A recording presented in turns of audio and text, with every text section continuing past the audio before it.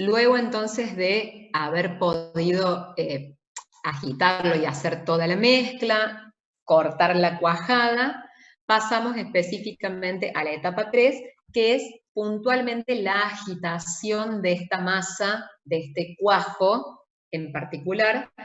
Esa masa se agita aproximadamente durante 40 minutos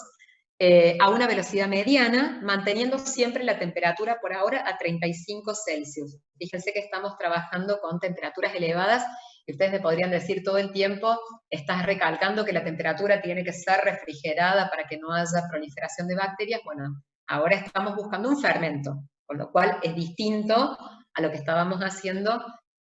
antes, que era específicamente eliminar todos o reducir esos microorganismos.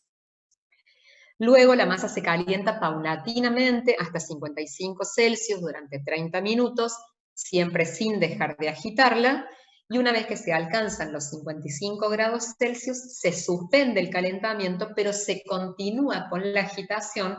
porque esta agitación, esta mezcla homogénea a esa temperatura, provoca esta reacción de las enzimas, el cuajo, todo el cultivo, hasta lograr que justamente empecemos a alcanzar un suero que tenga un pH de 6,6,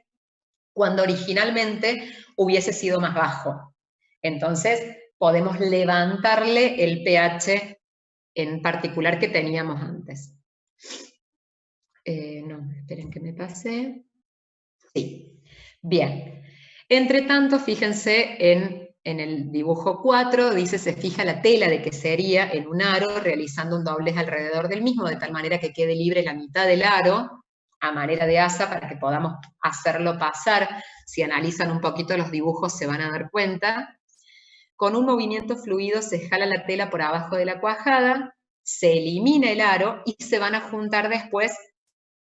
se van a juntar específicamente las puntas de la tela, que lo que están haciendo de alguna manera fue filtrar y llevarse toda la parte sólida. Por medio de un aparejo se levanta la cuajada, se deja escurrir durante 5 minutos, y a continuación, sí, fíjense que ya pasamos a una mesa de trabajo donde se deposita toda esta cuajada, que estaba dentro de la tela, se deposita en un molde. La tela se dobla sin dejar arrugas, y eso es específicamente porque después va a tomar la forma, si no, y el conjunto se amasa con las palmas de la mano de manera que toda la masa se adapte al molde, como si estuviésemos poniendo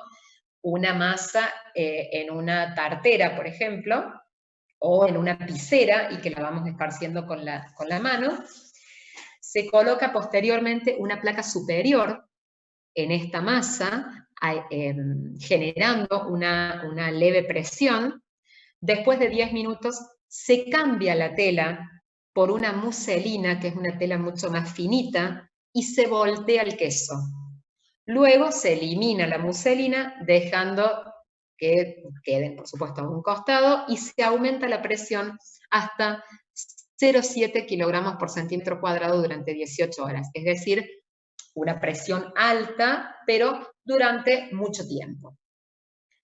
El queso se termina salando en una salmuera al 23%, volteándolo diariamente cada 2 a 3 horas, dependiendo del tamaño del queso. Esto es poner el queso en una salmuera, que ya sabemos que es una solución de agua con sal, de hecho con un 23%, y hay que voltearlo diariamente cada 2 o 3 horas. El queso después se introduce en un cuarto que tiene que estar a baja temperatura, más baja que la temperatura ambiente, y con una alta humedad. Durante 12 días se voltea el queso diariamente y se lo refriega con un lienzo enjuagado en salmuera, distribuyendo la sal en toda la superficie para que por un proceso de ósmosis se produzca el salado, y que a su vez esa sal lo que genera es que se endurezca la corteza del queso. Luego se traslada el queso a un cuarto a mayor temperatura y menor humedad durante un periodo de 3 a 6 semanas. 3 veces por semana hay que dar vuelta el queso, frotarlo con salmuera, distribuir la sal en él, y luego de todo eso, el queso se madura a esa misma temperatura entre 4 y 12 meses.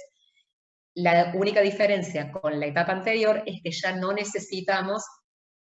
colocarle, o sea, frotarlo con un paño con salmuera, ya eso se termina. Obviamente que hay muchas de estas actividades que se hacen industrialmente, y por otro lado también tengamos en cuenta que las maduraciones no se llevan a cabo durante tanto tiempo, sino que se terminan acelerando estos procesos por acción de la temperatura, o porque en vez de tenerlo durante tanto tiempo, se tiene menos tiempo con mayores concentraciones, y también eso tiene que ver con las calidades de los quesos, sobre todo si ustedes van a comprar un queso de pasta dura, por ejemplo, que pueda ser un poco más artesanal, de una pyme, a lo mejor, van a notar dos particularidades. Primero, que está mucho más dura la corteza, y a medida que me voy al centro, se empieza a poner bastante más blando y más blanco, no tiene ese color amarillento característico del queso de pasta dura, y eso es porque no tuvo el proceso de maduración correcto, o porque no se hizo la maduración con las condiciones adecuadas de temperatura y concentración de sal. Entonces van a ver que en esos casos, cuando ustedes prueben el queso, es muy probable que si lo cortan en pedazos y prueban el pedazo que está en el centro, que no significa que no esté apto para consumo,